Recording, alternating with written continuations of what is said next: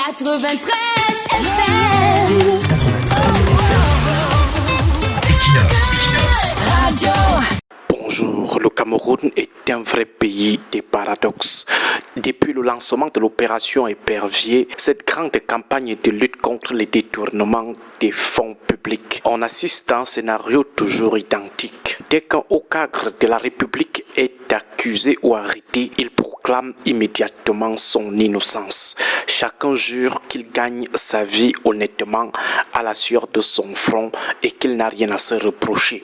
Pourtant, la réalité visible aux yeux de tous raconte une histoire totalement différente. Le citoyen ordinaire observe avec stupeur des enrichissements aussi rapides qu'insolents. C'est un phénomène presque surréaliste. À peine une personne est-elle nommée à un poste de responsabilité qu'elle devient, dans les semaines qui suivent, multimillionnaire ou milliardaire. On voit ces dirigeants acquérir des terrains titrés partout dans tout le pays, bâtir des châteaux somptueux et remplir leurs parkings de voitures de luxe. Ils voyagent en première classe avec leurs proches et leurs amis, menant un train de vie princier. Pourtant, lorsqu'on analyse calmement leur salaire officiel et les avantages légaux liés à leurs fonctions, on réalise rapidement que ces revenus ne couvrent même pas le 20e de leur nouvelle fortune. Malgré cette évidence flagrante, si vous nous permettez la tautologie, ces gens continuent de soutenir qu'ils ont obtenu tout cet argent, toute cette fortune de manière légale, de manière honnête.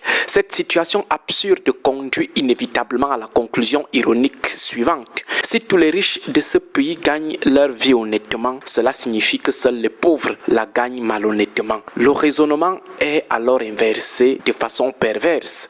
Ceux qui possèdent des milliards et affichent une opulence inexplicable seraient donc des modèles d'intégrité, tandis que les millions de personnes qui luttent chaque jour pour survivre seraient les seuls à gagner malhonnêtement leur vie. C'est un paradoxe incroyable. L'honnêteté serait donc la qualité unique des multimilliardaires et la malhonnêteté concernerait seulement les misérables qui représentent la grande majorité de la population, soit environ 98% des habitants, puisque tous les milliardaires de ce pays disent qu'ils ont acquis honnêtement leur fortune avec ceux qui ont commencé à vendre les arachides, d'autres qui ont commencé par la vente des tissus pagne en main et ceux qui ont commencé par le pousse-pousse ou la brouette au marché d'une fundi.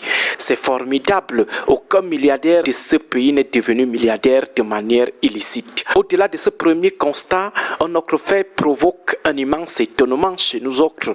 Lorsque ces prédateurs de la fortune publique sont traduits en justice ou jetés en prison, les premiers à prendre leur défense ne sont pas leurs propres enfants. Ces derniers, qui sont pourtant les premiers bénéficiaires de l'argent détourné et du confort qui va avec, ils restent d'ailleurs souvent très discrets. Ce sont plutôt les populations pauvres, les fils de misérables, par tribalisme, par régionalisme ou par fanatisme politique qui les soutiennent. Ces personnes démunies sont les premières victimes du pillage des caisses de l'État, car l'argent volé devait servir à construire leurs routes, leurs hôpitaux et leurs écoles. Mais ce sont eux qui sont les premiers à soutenir les accusés dans le cadre de l'opération Épervier. On assiste alors à un spectacle aberrant. Les misérables défendent avec acharnement ceux qui les maintiennent dans la misère. Au lieu d'applaudir le fait que ces pilleurs ou ces présumés pilleurs doivent enfin rendre des comptes et restituer l'argent du peuple, ou alors du moins être cuisinés, ces citoyens pauvres misérables se mobilisent plutôt pour les défendre. Ils envahissent les réseaux sociaux et les plateaux de télévision pour soutenir les détourneurs. Ils se disputent violemment avec ceux qui réclament justice, prenant le parti de leurs propres oppresseurs. Le Cameroun apparaît ainsi comme le seul pays au monde où les pauvres protègent ceux qui détruisent leur avenir et où les opprimés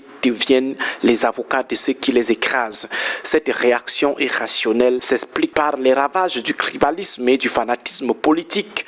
Ces fléaux ont amené les populations les plus vulnérables à développer une forme de syndrome de Stockholm. Les pauvres défendent ces dirigeants corrompus uniquement parce qu'ils partagent la même origine ethnique ou parce qu'ils appartiennent au même parti politique, le parti au pouvoir. Donc, ils soutiennent le maintien éternel. Les solidarités tribales et politiques aveuglent complètement certains citoyens sur la réalité de leur propre situation. Le plus étonnant reste donc ce soutien aveugle qui ne repose sur rien de concret. En regardant de près les villages d'origine de ces hauts cadres fortunés, le constat est sans appel. On n'y trouve aucune trace de développement, aucune route moderne, aucune infrastructure de base. Mais curieusement, leurs villages les soutiennent. Les pilleurs n'ont jamais investi leur argent volé pour améliorer le quotidien de leurs frères du village.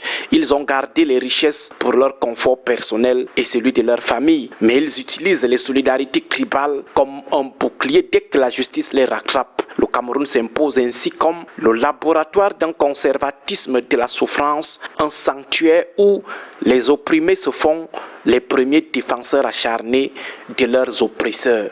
Bon début de semaine à vous tous. 93 FM. 93 FM. Equinox. Radio.